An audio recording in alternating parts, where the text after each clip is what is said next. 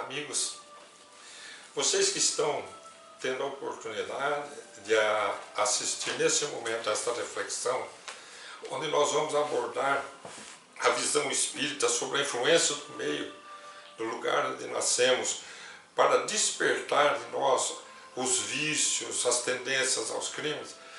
Nós vamos pedir a vocês, se vocês não ouviram a reflexão que nós fizemos anterior sobre o ser de perfeitos no mundo, onde nós narramos a história de Padre Germano sobre o embuçado, porque nós vamos fazer a reflexão dentro daquela história, onde nós vamos pegar a confissão daquele criminoso que se mostra revoltado com Deus porque acha que por ter nascido num ambiente hostil é que ele desenvolveu todos as suas tendências inferiores que o levou a ser um criminoso. Então nós vamos mostrar aqui a confissão que ele faz a pedido de Padre Germano da sua vida, e nós vamos analisar à luz da doutrina espírita usando o Livro dos Espíritos, a questão 644 e 645.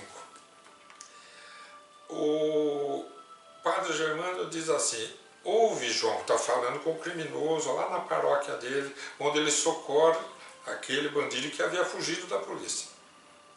Ouve, João, julgo-me feliz por haver salvado você da morte certa, pois ele tirou ele lá do meio das montanhas, já fazia 3 dias que ele estava lá, da fome que com certeza o exterminaria. Entregue por minha justiça de Toulon, certo também 1000 mortes sofrerias por dia, mas conta-me a verdade sobre a sua vida. E aí então o João, o criminoso, vai narrando assim: da minha vida pouco há a contar. Minha mãe foi prostituta, meu pai ladrão. Então ele vai falar do meio onde ele nasceu. Na quadrilha que capitaneava como tal, quer dizer, o pai era o chefe de uma quadrilha, havia um italiano muito sagaz, que de pequeno me ensinou a ler e a escrever, assegurando que eu daria um bom falsificador de firmas e documentos, e o que efetivamente se verificou, pois eu me tornei bom calígrafo e falsário várias vezes. Desde pequeno ele foi educado a já ser um bandido mesmo, né? Há 10 anos amei uma mulher e fiz a mesma confissão a ela que faço aqui ao Senhor. Ela, porém, de família honestíssima, repeliu-me indignada. Supliquei-lhe que me atendesse, prometi levá-la para a América, lá regenerar-me, tudo em vão. Dizia que me odiava, que acabaria por entregar-me à justiça se eu continuasse a importuná-la. E foi então que eu jurei matá-la. Quer dizer, o amor era uma paixão, se transformou em ódio e vai se concluir num crime, né? Jurei matá-la, e o que fiz mais tarde? Daí veementes suspeitas contra mim, a minha condenação às galés perpétuas com trabalhos forçados ultimamente por esse delito e outros atropelos da vida, quer dizer, outros crimes que ele já tinha cometido. Sim, quando amei a Margarida, por sinal que a nada, daí o Padre Germano pergunta ao João: João, nunca pensaste em Deus? E ele diz sim, quando amei Margarida, quer dizer, foi por interesse. Veja aqui, ó. Por sinal que a Deus implorei que lhe abrandasse o feroz coração, quer dizer, ele foi pedir para Deus para ela gostar dele, né? Quando, porém, minha louca paixão não deu outro resultado que o seu assassínio. Quando vi outros homens de boa família, casados, respeitados, rodeados de filhos e no mundo venerados, ao passo que eu arrostava com o desprezo social e a perseguição da justiça. Quando vi que minha mãe expirava no cárcere, estava morrendo na cadeia, enquanto meu pai se suicidava para fugir do cárcere, então odiei o mundo e o que Deus fizera por me deixar nascer na mais baixa esfera social. Então ele estava revoltado com a vida porque a mulher não amou, com Deus porque nasceu numa família de uma mãe prostituta e de um pai criminoso, e ainda um italiano para desde cedo ensinar ele. Então ele jogava a culpa toda na condição que ele nasceu e no Criador. E aí nós vamos perguntar, Allan Kardec pergunta aos espíritos superiores da seguinte forma: para certos homens, o meio onde se acham colocados não representa a causa principal de muitos vícios e crimes. Ele está falando exatamente da história semelhante à do João. E a resposta dos espíritos superiores é a seguinte: sim, quer dizer, pode ser mesmo a causa principal, mas aí há uma prova que o espírito escolheu quando estava em liberdade, levado pelo desejo de expor-se à tentação para ter o mérito da resistência. Aí pergunta Allan Kardec na seção 645, mas quando se acha de certo modo mergulhado na atmosfera do vício, o mal não se torna um arrastamento irresistível? E os espíritos respondem: arrastamento? Sim. Irresistível? Não. Porquanto mesmo dentro da atmosfera dos vícios e com grandes virtudes, às vezes você se depara. Quer dizer, tem muita gente que dá exemplos de resistência tendo nascido nos mesmos ambientes que as outras criaturas. Então o que o Espiritismo nos propõe? Um raciocínio diferente. Você comete um delito, você se torna um criminoso. As leis de Deus da terra ou encontro não. Você paga aqui na terra não, mas tem a reencarnação.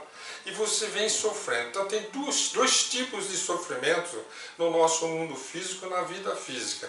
Aquilo que os espíritos chamam de expiação, que é sofrer por ter cometido os seus delitos, ou provação, que é sofrer para tentar vencer suas tendências, para não cometer de novo os mesmos delitos. Qual que é a diferença? Vamos analisar a história do João. Qual que seria vamos pensar um corrupto, uma pessoa que sempre viveu de roubar dinheiro da sociedade, de roubar dinheiro dos outros, para viver na mansidão da riqueza. Nasce na pobreza, sem nenhuma condição financeira, sem condições de arrumar trabalho, às vezes com patologias físicas que o impeçam de ganhar dinheiro, passa uma vida inteira sofrendo, sem poder dar vazão a seus instintos. Isso é uma expiação, porque ele está sendo cerceado do direito de viver como viveria, porque tenderia a errar de novo. O que é uma prova? É o espírito que já acha que já está pronto para enfrentar aquela luta contra as suas más tendências. Então, o que Deus, dentro das suas leis, pode propor, que só Deus sabe o que é melhor para cada um de nós. Deus pode nos propor uma vida que nos exponha a cometermos novamente os mesmos erros. Foi o que aconteceu com João. Ele nasce no meio onde ele tem tudo para voltar a ser um criminoso. E ele não tem dificuldade nenhuma de assimilar aquilo. Então ele vai passar a ser um reincidente. E por ser um reincidente, a continuidade, as próximas existências vão ser muito sofridas, porque vai entrar na expiação, que é muito mais dolorosa, até que um dia, pela lei do amor, que não predomina ainda na terra, mas que tinha em abundância no coração de Padre Germano, que ao encontrar com esse criminoso, pôde oferecer àquela criatura revoltada, achando que Deus era o responsável pelo seu sofrimento, mas Deus estava lhe dando a oportunidade do crescimento moral. Deus é amor em toda parte, disse a Maria de Lourdes numa poesia através de Chico chamado Retrato de Mãe. Deus é amor em toda parte. Quer dizer, pode haver a justiça divina nos conclamando aos reajustes, mas o amor banha tudo. O que falta são os instrumentos desse amor, os homens bons aqui na terra, os seres humanos que exemplifiquem o que Jesus ensinou. Por isso que o advento do Cristo foi a era da luz aqui na terra, porque Jesus chega amando, ele não chega condenando. Pessoas pecadoras são lançadas diante de Jesus, cometendo crimes atrozes, que acabaram de cometer crimes atrozes. E perguntavam a Jesus se ele não julgaria conforme as leis e os profetas. E Jesus, pensando na necessidade que a terra tinha do verdadeiro amor e da compaixão, dizia, então quem não tem nenhum pecado que atire a primeira pedra. Eu não vim para a justiça, eu vim para a misericórdia. Meu pai não quer holocaustos, meu Pai que é misericórdia. Então o Padre Germano foi o exemplo da proposta de Jesus para o nosso mundo. Só haverá reforma das criaturas com as pessoas exemplificando o amor que o Evangelho de Jesus e a doutrina espírita nos explica através dessas leis magnânimas de nosso Pai. Reflitamos com muito carinho. O meio onde nós nascemos pode sim favorecer com que nós despertemos as nossas tendências, mas o nosso compromisso individual é com as leis de Deus e cabe a nós resistirmos, buscarmos amparo, buscarmos a espiritualidade, buscarmos a luz do Evangelho, buscarmos o entendimento dessa luz através do Espírito da verdade para podermos vencer a nós mesmos. Deus nos abençoe e até o nosso próximo encontro.